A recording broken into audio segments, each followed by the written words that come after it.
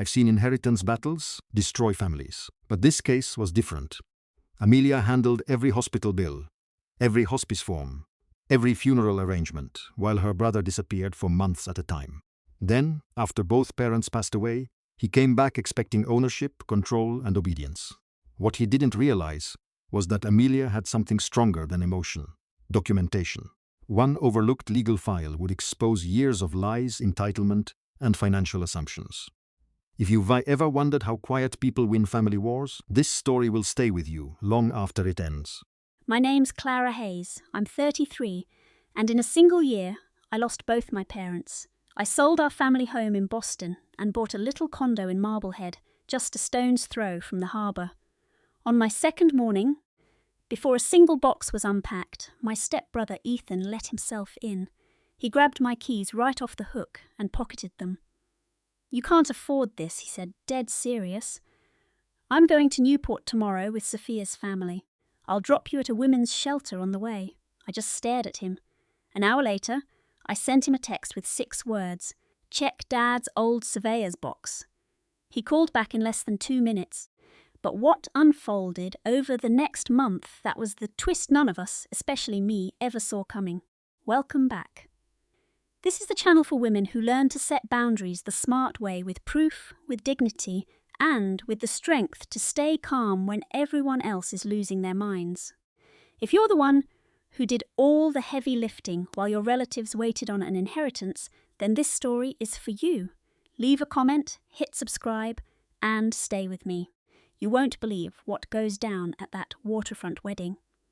The 14 months leading up to my mother's death were the hardest of my entire life. Stage 4 lung cancer. By the time they found it, the treatment was about comfort, not a cure. I asked my boss at the university archive, my job for 10 years, if I could work from home. He said yes immediately, so I packed my laptop and my scanner and moved right back into the guest room of our old house.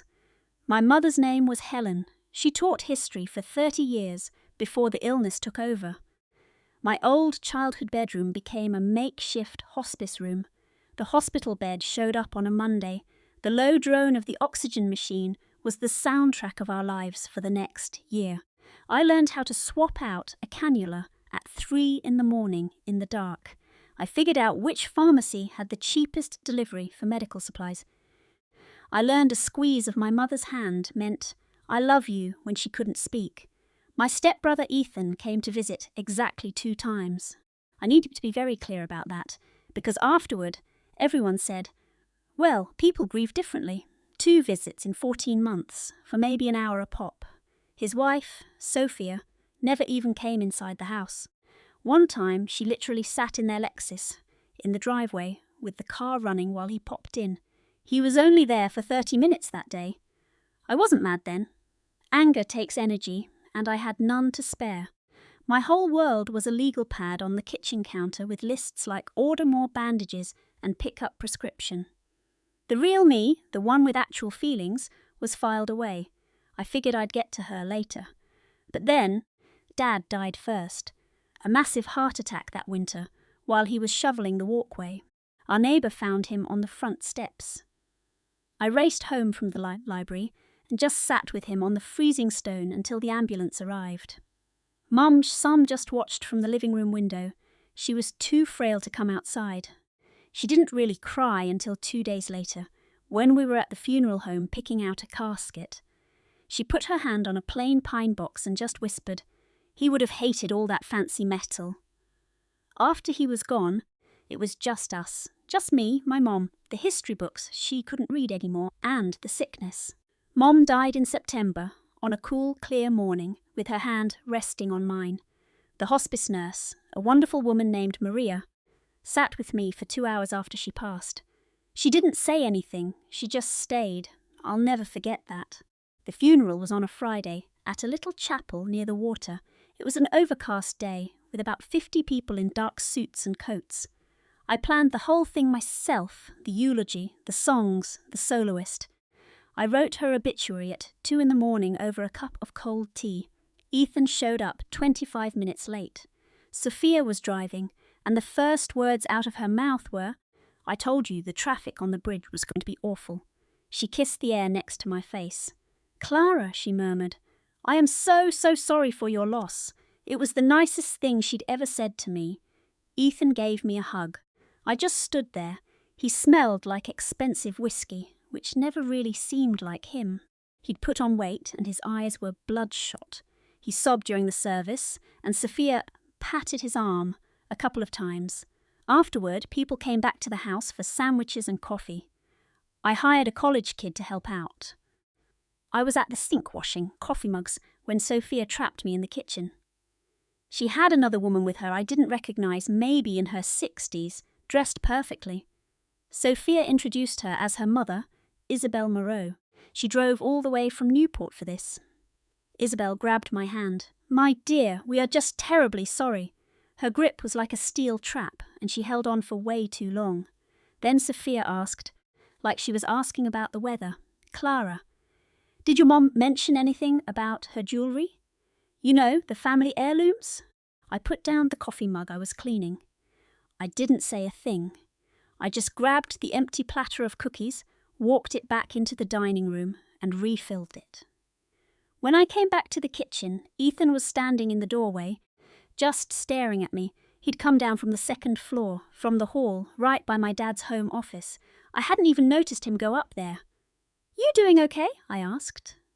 "Yeah," he said, but his eyes were darting all over the room. Just, looking around. 2 months after that, we were all in a conference room at Davies & Stern, the small Boston law firm that handled my parents' will. Mr. Davies read it to us. He was a kind man in his 70s who still wore a bow tie.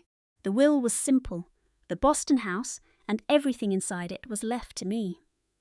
A specific clause, which was notarized a year before Mom passed, said the house was my inheritance for being their sole caregiver. The investment portfolios, the life insurance, Dad's car, and their cash savings were to be split 60-40, with the bigger portion going to Ethan. Mr. Davies explained that the values were roughly equal. Given what the house was worth, it was meant to be fair. Ethan's face turned beet red. He didn't speak. But Sophia did. She raised her hand.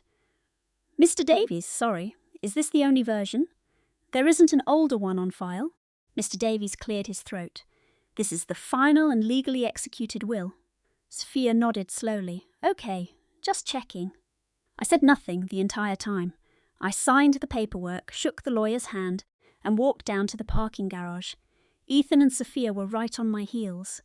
When I got to my car, Sophia rushed ahead and put a hand on my arm. She had a new diamond ring on, much bigger than her old one. "Clara," she said, her voice dripping with fake concern. "We really need to talk, as a family. We need to be fair about how this is split so nobody has hard feelings." I looked down at her hand, then back up at her face. "The will is what Dad wanted," I said. "I didn't write it." Her smile got very thin as she dropped her hand. That same day, I went straight back to the lawyer's office for certified copies of every document. Then I drove to my bank and rented a safe deposit box. I put the copies inside it myself. Later that night, back at the house, I noticed a small iron key on a hook inside the pantry. It was the key to my dad's old sea chest up in the attic. I didn't open it. Not then. 4 months went by. I lived in that house by myself, working from the dining room table. I kept Dad's office shut. I left Mom's favourite reading chair empty by the fireplace. It took me 3 washes to finally get the faint smell of medicine out of the sheets in my old bedroom. One Saturday in April, I was just standing in the living room with my coffee, staring at the dark wood walls. Dad had always talked about painting them, and it hit me all at once. I couldn't spend another night there. The house wasn't a home anymore. It was a museum of sadness, and I was the only visitor. I called a real estate agent that Monday. We put it on the market Thursday and did an open house that Sunday. By Tuesday, we had 4 offers. I took the highest one. A young couple expecting their first baby. The wife had grown up just down the road. $650,000, closing in 30 days. I didn't even tell Ethan until the papers were all signed. I called him from my car while waiting for takeout, the kind of phone call you make when you don't want a long conversation. "You're selling Mom and Dad's house?" His voice was sharp. It's not their house now, I said. The will said it's mine, and I can't live there. I'm buying a place in Marblehead with the money. There was a long silence. I could hear Sophia muttering something to him in the background. When Ethan got back on the phone, his tone was completely different. "Sweetheart," he said, and he had never called me that in his life. "We really need to discuss that inheritance. Sophia and we have some ideas, and we could really use. I have to go." I cut him off, and I hung up. I should have seen it coming right then. Any real brother would have tried to warn me, but I'd spent a solid year just trying to keep my head above water. You can't just flip a switch on that kind of survival mode. So I just kept going. I packed up the entire house in 6 weeks. I found the condo in Marblehead in Toot. I paid cash $480,000 for a one-bedroom on the top floor with a little balcony that looked out over the harbour. Moving day was the first weekend of June. I still hadn't opened that sea chest. I almost did, a couple of times, but something told me to wait. The movers left by 1 p.m. The only things I kept were my mom's reading chair and my dad's old cedar sea chest. I watched the movers carry the writing desk myself, just to be sure it wasn't scuffed. It sat in my father's study my entire life. He bought it in '88, solid oak with brass drawer pulls, 30 inches long, 18 deep, 24 high, with a roll-top cover. It even had a little skeleton key for the main drawer. They placed it in a corner of my bedroom. I closed the door, and the smell of lemon oil and old paper filled the tiny space. After they left, I just stood on my balcony. The apartment is small, 700 square feet, one bedroom, a galley kitchen, a balcony that fits one chair. It's not the ocean, it's the bay, but you can smell the salt from up here. On a clear morning, you can see the bridge lights twinkle. The condo fees were $420 a month. I had crunched the numbers 3 different times. I could afford this on my salary. I had actually done it. When the sun began to set, I walked down to the beach. The July heat hung in the air. I sat on the cool sand in my work clothes and just let the breeze tangle my hair. And for the first time in 6 months, since my father passed, I cried. Not that heaving, ugly kind, but quiet tears that just flowed. I let myself feel the sadness, but underneath, something else was there, a release. Like I'd have finally dropped a heavy backpack I'd been hauling for years. I could just walk away from it. That night, I slept for 8 straight hours. The first real 8 hours in what felt like a lifetime.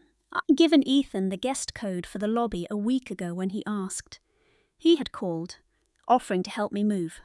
I said no, but the offer seemed sweet at the time, so I gave him the code, for emergencies. He'd said, "Perfect, I'll save it in my phone." I thought tomorrow I would wake up and feel truly free. The oak desk sat in my bedroom. I promised myself I'd go through it on Saturday. I finally had a place for it. Sunday morning, July 7th. I woke at dawn, made coffee, and took my mug out to the balcony. The water was perfectly still. A lone fishing boat drifted about a quarter-mile out, its engine silent, just doing what boats do at 6 a.m. I sat there in my robe, watching the steam curl from my mug. I thought, I could do this every single day for the rest of my life. At 9:10, a black Audi Q7 pulled into the guest parking. I noticed because the lot was empty, and it parked sideways across 2 spots. That's exactly how Ethan always parks. I watched from my balcony. Ethan got out in a polo shirt and boat shoes. Then his passenger door opened. Clara, in a breezy white dress and carrying an enormous designer tote. They walked to the entrance. Ethan tapped the guest code into the panel. I had given him that code a week ago for emergencies. I watched him use it now like he had every right, and I felt this cold dread creeping up my spine. The knock at my door came less than a minute later. They took the elevator. No text message from the parking lot, no call from the lobby, not a word last night that they were coming. They just materialized. I opened the doors, still in my robe. Ethan brushed right past me into my living room. He scanned the place like a building inspector, then dropped into my one comfortable armchair. Clara followed him inside. She closed the door behind her. Then she slid the deadbolt, locking it with a soft click. Then she gave me that same serene smile, the one she wore at the memorial service. "This is just so cute, Maya," Clara said. "Honestly, adorable. I should have seen it in the way he sat down, the way she locked my door, the way he put his car keys on my bookshelf next to my photos, as if it was his own home. I still offered them both a cup of coffee. That's the person I was on July 6th. Ethan took the mug but didn't drink. He set it on the table and leaned back. "So look," he started. "Clara and I got to talking last night. And Maya, really, this whole thing, this apartment, this big move, it's a lot for you to take on right now. It's a huge financial burden for someone who just lost their last parent." "It's 700 square feet," I said. "And I did my budget." Clara jumped in, her voice dripping with fake concern. "Sweetie, it's just too much for you. We've been so worried." Ethan stood up and walked to the little dish by the door where I kept my keys. 2 keys on a single ring for the front door and the mailroom. He picked them up, looked at them, then dropped them into his pants pocket. I just watched him do it. "You don't need this burden," Ethan said, turning back to me. He was using that tone our father used when we were kids and broke something. "Tomorrow, I'm heading to the mountains for the week with Clara's parents. I can drop you off at a women's shelter on the way." Clara nodded. "Just for a little while, so we can sort this all out." "Greg said he can have the contrabus listed immediately." I stiffened. "Greg?" "My brother, the real estate agent. He thinks we can get $475 for it. Maybe 5. Just let us handle this, okay, honey?" I saw her phone light up on the sofa beside her. An unsent text. The recipient was Greg. It read, 1420 Bayside, Unit 6B. She's in. My address. She saw me looking and quickly flipped her phone face down. I didn't react. Then I just said, "Okay." They both stared at me, completely blindsided. "Okay?" Ethan repeated. "You have my keys," I said. "So I think we're done here." For a solid 30 seconds, the room was silent. I'm sure they expected me to fight them, to cry, to beg. That's what the old Maya would have done. The heartbroken girl, drowning in grief. I'm sure Clara had a whole speech prepared. Talk about doing what's best, family first, a comforting pat on the arm. But I just stood there, holding my coffee mug. "Maya," Clara said, her voice careful, "we are just trying to do what is best for you." "I know," I said. Ethan looked at his wife. She glanced at her phone, still on the cushion. He looked back at me. "So, you're good with this?" he asked. "You're good with us taking care of things?" "I think you should both go," I said. "You've got a long drive to the mountains tomorrow. You should get an early start." "Maya, honey," Clara tried again, taking a step toward me, arms slightly open for a hug. I took one step back. It wasn't hostile, just a simple move into the kitchen, putting the island between us. She stopped. "Fine," she said, her voice suddenly sharp. "Fine, we'll be in touch tonight. We will handle this." They left. Ethan grabbed his keys from my bookshelf. Clara snatched her purse and her phone. He paused at the door, like he was trying to think of something fatherly to say, but nothing came out. And then he was gone. The deadbolt was still thrown from when Clara had locked it. I turned the lock, opened the door, and watched them walk down the hall to the elevator. He jabbed the down button without looking back. The doors closed. I shut my own door. I locked the deadbolt myself this time. Then I went to a kitchen cabinet and took out a small Ziploc bag I had taped to the very back. Inside was my spare set of keys to the condo. I had them made the day I closed on the place. A decade of managing estates for wealthy clients teaches you to always have a plan B. I sat down and poured what was left of the coffee. Then I picked up my phone and went to Ethan's contact. I stared at his profile picture, an old photo from his high school graduation, his arm around me. I was 13. I'd cropped our parents out of it, so it was just us. Back when I thought having an older brother was the best thing in the world. I opened a new message and typed 7 words. "Look in Dad's old roll-top desk." I read it twice, then I pressed send. 3 minutes went by. 3 minutes and 40 seconds, according to the oven clock. My phone buzzed. Ethan's name on the screen. I ignored it, put the phone on silent, and then I called Miss Albright's personal number.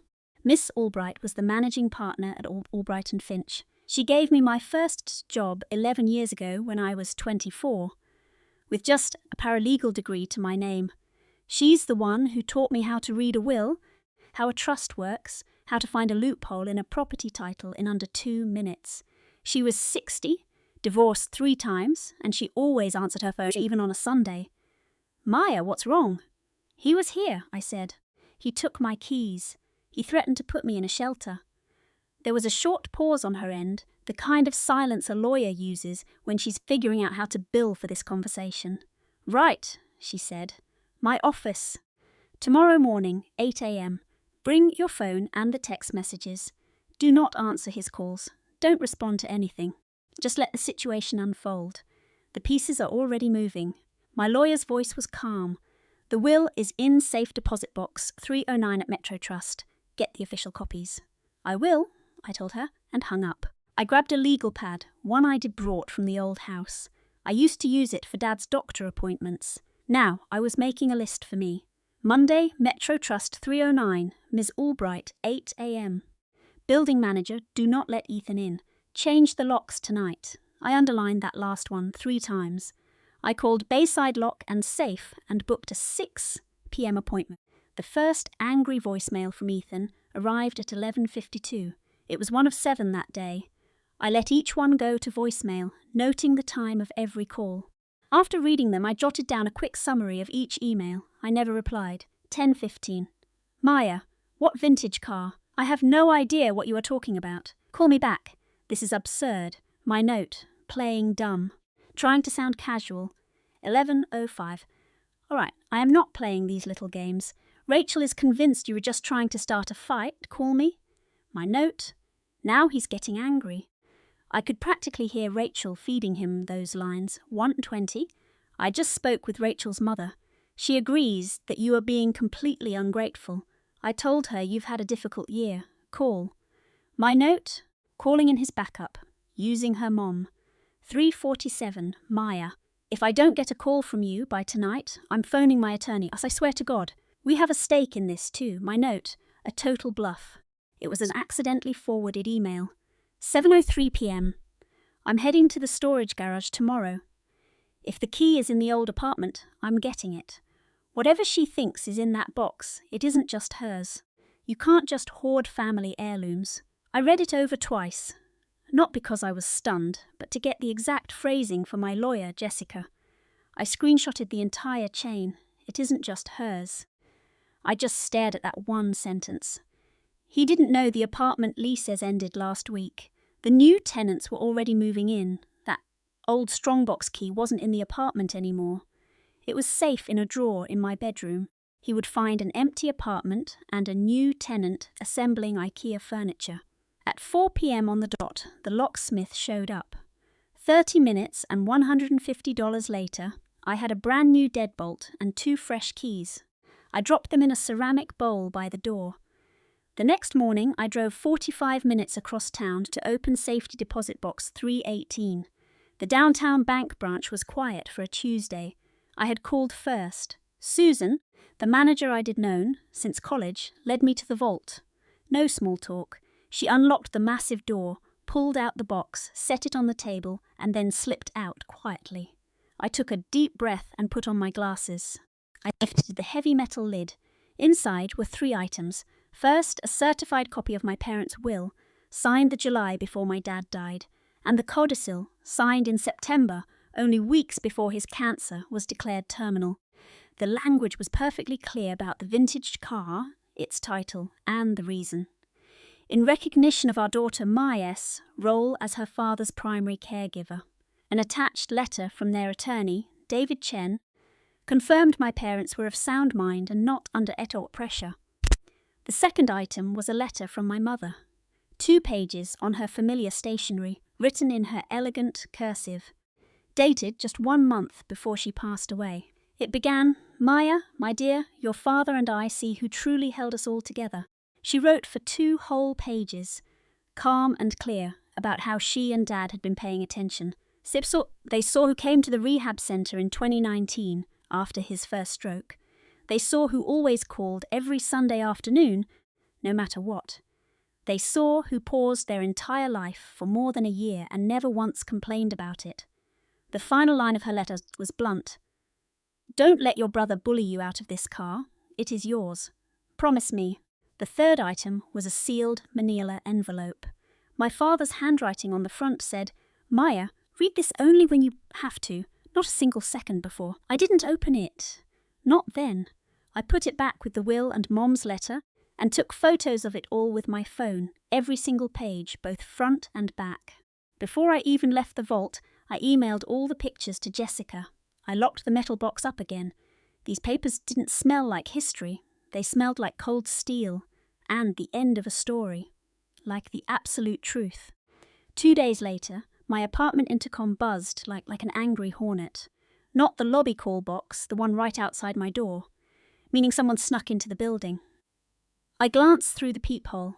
It was Eleanor Vance, standing there in a tailored pantsuit, holding a bakery box. She saw the peephole go dark and smiled. Maya, honey, it's Eleanor. May I please come in for just a moment?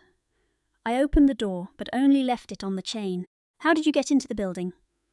Oh, a very kind young man held the elevator for me. I mentioned I was visiting my son's wonderful sister. I let her inside, but just into the small entryway. I locked the door behind her, then guided her to my small patio and pointed to a chair. I remained standing, leaving the sliding glass door open behind me. She placed the bakery box on the table between us. It had a sticker from the Mile High Muffin Co. They're still fresh, she said. Blueberry skins.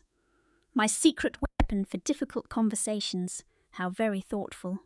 For the next 20 minutes, she went on about grace and making amends. She explained how Leo was just devastated by all this. She talked about how regret is such a heavy burden to carry through life. She brought up the importance of finding a compromise. She called me honey 9 times. I was actually counting. Finally, she leaned in, placing a hand on my forearm. Maya, sweetheart, she said, families are not supposed to have secrets. We all just want to start healing. I completely ignored that.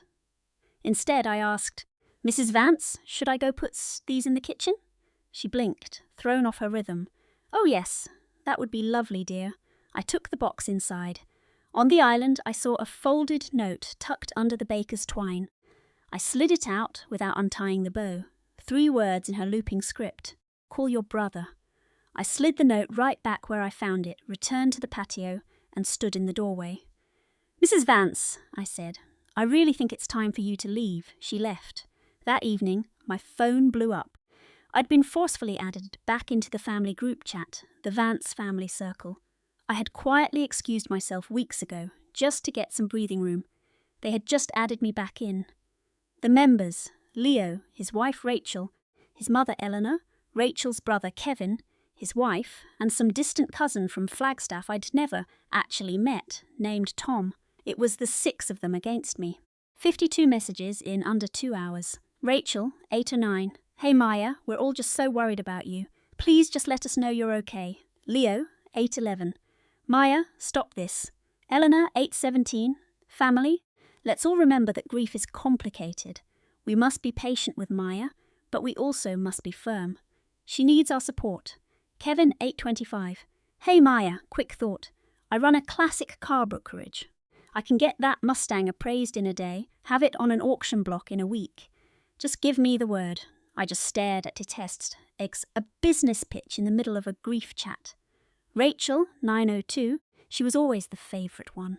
Now she's just being greedy. Sorry, but someone had to say it. Eleanor, 9:04, Rachel.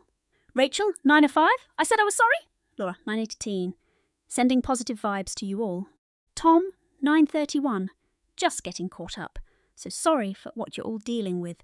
Maya, sweetie, remember family is everything. Things are just things. I screenshotted every last message and emailed them in batches to Jessica. I muted the conversation, but I didn't leave it. Jessica had advised against it. Let them keep talking, she had told me. Let them write it all down. This is precisely what we need. That evening, I sat on my patio, listening to the city sounds. The lights from the other downtown apartments twinkled around me. The family's annual charity gala was on Saturday. I knew every single one of them would be there. If you have been following my situation, you can likely predict what happens next. That moment when the person who's been silent finally speaks up. To experience it with me, leave a one-word comment. Just type Mustang so I know you are here. And, please, click subscribe. The gala was 5 days away. Thursday at 9 a.m, I was back in Jessica's office at Vance & Associates. She had blocked off her whole morning for me. On her twin monitors, she analysed the will, the codicil, my mom's letter, my notes from Leo's emails, all 52 chat screenshots, the lobby security video from Tuesday that Marco the concierge emailed over, and the car brokerage screenshot I found on Kevin's business page. Jessica took notes on a yellow legal pad, the exact same kind I use. We had the same contracts professor, a decade apart. She finally set down her pen. "Maya, your legal position is perfect," she said. "There is absolutely no claim to be made here. The will is specific, the witnesses were credible, and the lawyer's statement makes it bulletproof. Leo can get an attorney, he probably won't, but he might, and any good lawyer will tell him to forget it immediately. Rachel S. brother is exposed for unethical solicitation under state commerce laws. Rachel could be sued for defamation for the lies she told your neighbours. We won't sue. We will send cease and desist letters. We will document every single thing. And then we are going to move on with our lives. Okay, I'll have the letters typed up by tomorrow. 4 different envelopes, one for each of them, ready to be delivered by courier." She stopped, removing her reading glasses. "Maya, can I ask you something as your friend? Not just as your attorney." "Of course. Why did you wait so long to do this? I had to think about it. I was just so tired," I said, "and I wanted them to be a real family. I kept hoping that if I was quiet, Leo might finally read the will and our mother's letter and decide to be my brother again. I didn't want to be the one who declared war." She nodded. "And now," she said, "now I need you to be my date on Saturday at 7 p.m. for that charity gala." She cracked a tiny smile, just a small smirk at the corner of her lips. "Maya, I would be honoured." That same Thursday at 2:07 p.m, my phone buzzed. It was a security alert from my building's front desk camera. A guest was at the concierge for Unit 704. I tapped the notification. It was Leo, standing right at the front desk. Behind him was a man in a red polo shirt, holding a small toolbox. The logo said Mile Hike Smith, the exact same company I had used. I almost started laughing. Of all the locksmiths in Denver, and there are dozens, Leo somehow chose the one whose number was already in my phone from Tuesday. I called Marco at the front desk. "Do not let that man upstairs," I said. "He has no authorization to be here, Mordell." "Yes, ma'am," David said. I switched the app to the live feed and watched the whole mess on mute. My cousin Trent was yelling, his face turning beet red, his hands waving all over the place. The locksmith just stood there looking bored, like he'd seen this exact drama 100 times. David said something calm, gesturing once. Trent slammed his hand down on the marble desk. The locksmith took a tiny step back. After 8 minutes of this, the locksmith said something, shook his head, and walked right out. Trent stayed for another 4 minutes, basically arguing with himself. Then David picked up the desk phone, and my phone buzzed. "Miss Vance, your cousin is demanding a key from the master file. I told him we don't have one." "You don't?" I asked.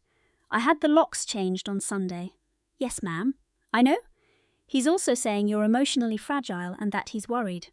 "I'm fine, David. I'm just watching him on the security feed from my balcony." David chuckled. "All right, then. I'll show him out." The keys Trent had stolen from my table were now completely useless. My new set was taped inside a kitchen drawer where I wouldn't lose them. I used the same company he tried to hire to rekey my deadbolt that afternoon. I kept the receipt, and I was about to be very happy I did. On Thursday morning, I got into the elevator, and on the 3rd floor, an older woman stepped in. She had short white hair, sheet gold glasses, and a tote bag from the library. I'd seen her before. "Hi," she said, "Eleanor Holcomb. I'm in 306. Amelia Vance, 18B. She looked at my face. "Amelia," she said, "I think we need to chat before the reception on Saturday." The doors opened, and we stepped into the lobby. She nodded at David, then led me to a quiet spot by the windows. "Honey," Eleanor said, patting the cushion, "I've had 2 different women in this building call me about you. Both asked if you seemed okay, if I'd noticed anything strange. They both said a woman named Sharon called them, pretending to be concerned for you. Sharon claimed you lost your parents and were unstable," she continued. "She wanted to know if anyone had seen you acting erratically." My jaw tightened. "That's my cousin's mother-in-law." Eleanor nodded. I figured. I was a court reporter for 31 years. "Amelia, I know a smear campaign when I see one. She tried it with me, too. I told her I'd only just met you, you seemed wonderful, and that she needed a better hobby." I actually smiled, for the first time in days. "The reception is Saturday at 6, Eleanor said. "I'm at table 4. There's an empty seat next to me. It's yours. And bring your lawyer. I have a feeling you have one." "I do. Then you're all set." "Sweetheart, I'll save your seat." She patted my arm, stood up, and walked off. I just watched her go, completely stunned. Back in my apartment, I laid out my navy dress for the party. That evening, I pulled the Cedox box from the top shelf of my closet. I set it on the floor and sat cross-legged in front of it, feeling like a little kid on Christmas morning. The smell of cedar filled the air. It smelled like my dad's workshop, of sawdust and pine. I had to close my eyes. I unlocked it with the tiny brass key and lifted the lid. I'd put my mum's main letter in a safety deposit box, but I hadn't touched anything else in this box since I'd moved. This box was for my dad's things: his old watch, his wedding ring, pictures of him as a young soldier, a small wooden bird he carved the year I was born.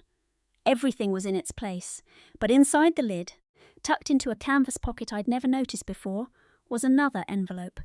Cream paper, my mom's handwriting. The message was identical. "Amelia, read when you need it, and not a moment sooner." She made a backup. I pulled it out and broke the wax seal. 2 pages. The letter was calm, clear, written in her usual scrawl. It said that when I read this, someone would be telling me I owed them more than the will said, and they would wrap their demands in words like family and love. She told me not to believe a word of it. She wrote, "Your father and I wrote that will with our eyes wide open. We saw who showed up for us, and we saw who didn't. Setting a boundary is not a betrayal, Amelia. It is the last gift I can give you." I read the letter 3 times. That Friday, my lawyer Jessica emailed me the drafts. 4 different cease and desist letters on her firm's official letterhead. Every one was specific. Every one was signed. Letter 1 was for my cousin, Trent. It listed his illegal actions: breaking in, stealing keys, trying to change my locks, the threatening voicemails. It ordered him to stop all contact. Letter 2 was for his wife, Chloe. It had the same warning, but this one included the unauthorized real estate listing he'd created for my apartment, which Jessica had found and screenshotted. Letter 3 was for Sharon: cease and desist. It had a whole paragraph on privacy violations for to spread lies about my mental state. Jessica even cited the state statute. I read the citation twice. It felt really good. Letter 4 was for Greg the realtor, including a draft complaint to the Real Estate Commission for trying to coerce a relative. I printed all 4 of them out. I addressed each one by hand, just for that personal touch. I sealed them in 4 crisp white envelopes. I put all 4 of them in my canvas tote bag, the same one that still smelled a little like cedar. I called Jessica at 4. "Saturday at 6 is a go. Meet me in the lobby at 5:45. I'll be in the navy dress." "I'll be in a black blazer," she said, "so we'll match." I actually laughed, then almost cried because I hadn't done that in months. I went to bed early, with the tote bag on a chair next to my bed, the letters inside. I wouldn't use them unless I had to, only if they all showed up and tried to make a scene at the party. Jessica and I had our plan, and I knew, with that gut feeling you just can't ignore, that they were absolutely going to force my hand. Saturday, I was up at 6:15. The sky was a pale silver. I made coffee and eggs and ate by the balcony door. I had already laid out my navy dress, my low black heels, and my mother's small pearl earrings, the only jewellery I kept. I read Mom's letter again at the kitchen table. Then I read Dad's one last time. I put them both back in the cedar box and locked it. At 5:30, there was a knock on my door. It was Eleanor. I told her I'd see her downstairs at 5:45. She was already in the lobby, wearing a sharp pantsuit and looking like a lawyer who'd never lost a case. "You ready, kiddo?" "I hope so." She studied my face, then gave me a firm nod. As we got into the elevator, the floors counted down. It was just us. Eleanor looked over. "You have nothing to prove to them tonight, Amelia. Remember that you own this place. They are just guests. I don't need to prove I belong," I whispered to myself. "I just have to remember that I do." She gave me a small smile as the doors slid open. Jessica was already there, a slim briefcase under her arm. So was David, the doorman, who gave me a subtle thumbs up that meant everything. And then I saw them, Trent and Chloe, and Sharon clutching a huge, tacky potted orchid like a shield, and Greg in his shiny realtor's blazer with a cheap company pin on it. They were all there, just waiting for me. This is the part of the story I've replayed in my head 1,000 times. If your own family has ever made you feel like you're the problem, this is the moment you wait for. If this sounds at all familiar, hit that subscribe button before we walk into this disaster. And tell me in the comments, who is the Sharon in your life? The main lobby of the Waterford had been turned into a party room, 6 round tables with white cloths, a huge cheese board, and pitchers of sparkling cider. Smooth jazz played quietly from somewhere, the kind of music designed to be ignored. About 40 residents were chatting, mostly older couples, and a few young families with their kids. Mrs. Peterson, the HOA president, a sharp woman in her 60s, tapped her glass. She called for everyone's attention to welcome the 3 newest residents.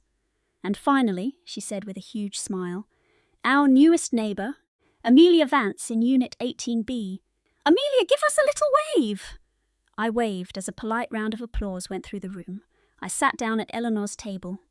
Jessica was on my left, Eleanor on my right. 2 chairs at our table were empty. At 6:20, the main doors swung open. Sharon came in first, holding that orchid like a weapon. Trent followed, then Chloe, then Greg. They weren't on the guest list. They weren't residents. And Sharon was walking straight toward Mrs. Peterson. "We're so sorry to interrupt, Mr. Henderson. We're Chloe's family, just here to cheer her on." Mr. Henderson, caught off guard, did the only gracious thing he could. He welcomed them in. Eleanor placed a framed photo on the host. Stand beside the champagne, the same photo from last Christmas, the one she gave me with a bitter inscription on the back. Bringing it tonight was a power move. Beside me, my lawyer Rachel didn't so much as blink. On my other side, my friend Brenda sat perfectly still. I didn't move. The jazz trio played on. Jessica scanned the restaurant until her eyes landed on me. She started toward us, wearing that fake, sugary sweet smile. Liam followed, Eleanor followed. Marcus trailed behind them, studying the menu like a predator. Eleanor got to our table first, but she didn't take a seat. She put one hand on the back of the empty chair next to me, her knuckles white. "Chloe, dear," she said, her voice carrying across the entire restaurant, "we need to have a talk." "Sweetheart, you can't just shut out your family. It's not healthy for you, and it is terribly cruel to your brother." At least a dozen tables turned to stare at us. The music played on, totally oblivious. Liam came up beside her, looking completely drained, like a man who'd been dragged there by his wife and mother against his better judgment. "Chloe," he said, "you took my share. You funded this restaurant with our father's money. You owe me a conversation. That is all I am asking for." Jessica was on his other side. She did that thing she performed at the memorial, a delicate hand on her chest, her eyes instantly welling with tears. "We have been trying so hard to be patient with you, Chloe. You won't answer our texts." Marcus, over by the bar, gave Mr. Henderson a practiced smile, the kind of calm a food critic has perfected over the years. "We're just here to help, sir. Nobody is looking for trouble." Eleanor's voice got even louder. "Dearest," she said, "healthy families communicate. You have to be the adult in the room. You don't need this restaurant more than your brother's children do." The line landed exactly as she'd planned. The same words Liam had yelled at me in my own kitchen just last week. "You don't need this." Now it was just dressed up as motherly concern in front of 70 strangers. To my right, Brenda slowly set down her glass of wine. To my left, Rachel was a statue. I looked at Eleanor. I looked at Liam. I looked at Jessica. Then I looked at Marcus, who at least had the good sense to look away when I met his eyes. The room was holding its breath. I reached down for the leather briefcase at my feet and lifted it onto my lap. I unlatched it. The jazz trio finally ended their song on a long, sad note, and another one didn't start. I pulled 4 large manila envelopes from the briefcase, each one labelled by hand in black ink. I placed the briefcase on the floor, stood up, and took 5 steps to the centre of the room where they stood. I handed the first envelope to Liam. He took it automatically, the way you'd take a menu from a host. He didn't open it, just stared at me. I handed the second envelope to Jessica. She held it with both hands, like it was a delicate, ticking bomb. I gave the third envelope to Eleanor. Her hand trembled just a little as she took it. She was no longer gripping the chair. She clutched the envelope to her chest. Finally, I gave the last one to Marcus. He took it, glanced down at the name on the front, and his face went completely pale. I kept my voice quiet and steady. The restaurant was so still, you could hear the soft hum of the kitchen vents. "Inside each of these envelopes," I said, "is the one thing you've all been demanding from me, the truth." That's all I said. Rachel then stepped forward from our table. She already had her business card in her hand. She placed it on the host stand right in front of Liam. "Rachel Stone," she said, "partner at Stone and Associates. I'm Chloe's counsel. I would strongly advise all of you to review those documents before saying another word." Liam hesitantly tore open his envelope. The signed business loan agreement was right on top. He stared at the cover page for a few seconds, then flipped to the bank statements. He read the clause about his own withdrawals. He turned to our Father S, letter 2 pages in his familiar scrawl, and his expression just crumbled in a way I hadn't seen since the funeral. For a moment his eyes filled with tears. "Dad wrote this," he whispered, his voice cracking. I just nodded. His lip began to tremble. He was about to speak, maybe to me, maybe to no one. Jessica snatched the letter from his hand. "She's faking it!" "Liam, these are forgeries." He slowly came back to himself, shaking his head. "Jessica," he said softly, "that's his handwriting." She spun on him, her face twisting into a nasty sneer. "Liam, don't you dare be pathetic. She is playing you. We went over this."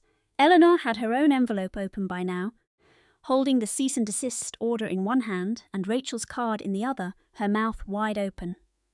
Marcus had put his envelopes down on the bar and was now staring at the floor. Eleanor was the first to recover. She did what guilty people do when they're trapped. She got louder. "This is a trap! You brought us here to humiliate us in front of everyone!" I did not raise my voice. I didn't back down. "Brenda," I said, using her full name, "none of you were invited to my book launch. You just introduced yourselves to Mr. Davis as my family. There are 40 people here who heard you do it." Across the table, Mrs. Peterson stood up. She's 75 and barely 5 feet tall, but she eyed Brenda with the force of a drill sergeant. "I heard her say it!" Mrs. Peterson's voice cut through the room.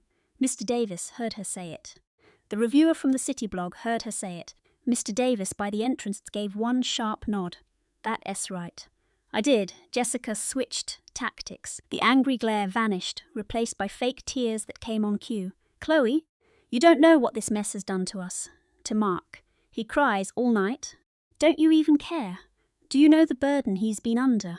I glanced at Mark. He was just staring at the floor. "Jessica," I said, "you are the only one in this room who's cried about my dad in front of me since he died." My own father. Mark visited him twice in his final year. The longest visit was 20 minutes. Near the bar, Kevin tried to play the hero. "Hey, come on, let's just take this outside and cool down a bit." "Nobody is going anywhere," Anna said. Her voice was quiet, almost conversational, but it echoed in the now silent room. "The cease and desist is effective immediately. All future contact with my client goes through my office." The packet you're holding has my number. I'm available Monday morning." Eleanor held the envelope up to Rachel. This is completely madness. You can't just—" "Actually, I can," Rachel said, "and I already have. Mrs. Vance, the restraining order for harassment is right there on page 2. Eleanor fell silent. Liam hadn't moved an inch. He was folding his letter back up with the slow, deliberate hands of a man folding a flag at a funeral. He tucked the letter into his inside jacket pocket. Eleanor found her voice again, breathing hard. "What do you have to say for yourself, Chloe?" "In front of everyone. Look at them all staring at you," and I did. I looked around the room. Dozens of chefs, investors, my new Charleston neighbours, the people I might work alongside for the next 20 years if I was lucky. All of them were still in their seats. All of them were watching. I looked at Liam. He looked right back at me. His eyes were red. He wasn't going to say he was sorry. I could see it. I could see all the years of his life right there, his wife pulling on his arm, the credit card debt, the failed rock band, the kids he had with Jessica, the life he never got. The man he might have been was still in there somewhere, but he'd been buried for a long, long time. I looked at Eleanor. "The loan agreement explained everything," I told her quietly. "You just chose not to listen." I turned around. I walked back to my table. I sat down right between Brenda and Rachel. For a few seconds, nobody moved. Then Jessica grabbed Liam's arm and yanked him toward the exit. He didn't fight her. Eleanor grabbed her purse from the floor. She turned back for her ridiculous framed photo. Marcus, who hadn't been told what to do, instinctively picked up the awful framed photo and just held it. Eleanor blew right past him, heading for the door. Marcus trailed after her, still holding the photo. The doors swung shut behind them. 4 seconds of total silence. Then Brenda clapped her hands, just once, a sharp, crisp sound. Mr. Henderson cleared his throat. "Well," he said, "shall we pour some more champagne?" 28 days went by. The 4 cease and desist letters were delivered by courier the next day. The signed receipts were back within a week. Liam hired a cheap lawyer downtown who called Rachel back in 48 hours, politely stating that his client would have no further contact. The lawyer billed Liam $800 and told him to move on. Jessica blocked me on social media. Marcus's food column suddenly had no room in its upcoming schedule for my restaurant. The Restaurant Association opened an inquiry into Marcus' business practices and sent him a formal warning letter. No suspension. Eleanor sent me a single greeting card with a weeping willow on the front. I read it once and didn't reply. I put it in a box in my pantry, next to my father's old recipe cards. Liam sent one text. 4 lines, no subject. I read what Dad wrote. "I am. Sorry I didn't read it sooner. I want to bother you. Hope you read good." I saved the text in a folder I called Archive. I did not respond. So let's run the numbers for the month. $1,900 in legal fees and 4 certified letters. And what did I get for it? Not a penny lost and 0 drama. It bought me quiet in a nice apartment, 3 floors up, with a solid door and a brand new lock. On the 30th day, I opened that old leather satchel of his again. I thought I knew everything inside the little wooden horse, his wedding ring, the Polaroids, the canvas pouch with my mum's final letter. But that morning, just wanting to feel them near me, I lifted the worn felt at the bottom. Tucked underneath was a small velvet bag, the colour of dark cherry wood. I had never, ever seen it before. Inside that bag was Mother's silver locket, the exact one I was positive she had sold with her other pieces. But she kept it. She saved it for me. I clicked it open, and there I was, 7 years old, sitting on my dad's shoulders at the county fair. I was holding a huge cotton candy, and he was laughing so hard. On the back of the velvet bag, my mom had written just a few words for me. "You are more than enough. All on your own. Never doubt it." "Love, Mom?" I put the locket on. The chain was short, so it rested right on my collarbone, exactly where it was meant to be. Family isn't just a name. It's about who honours your father's last wishes without a fight. And that S, what I finally found. 1 lockbox, 4 nasty letters, 40 witnesses, and 1 gorgeous locket that I will wear for the rest of my life. If this story made you even think about updating your own will or securing your legal documents, please listen to that instinct. Let me know what you think in the comments, and don't forget to subscribe.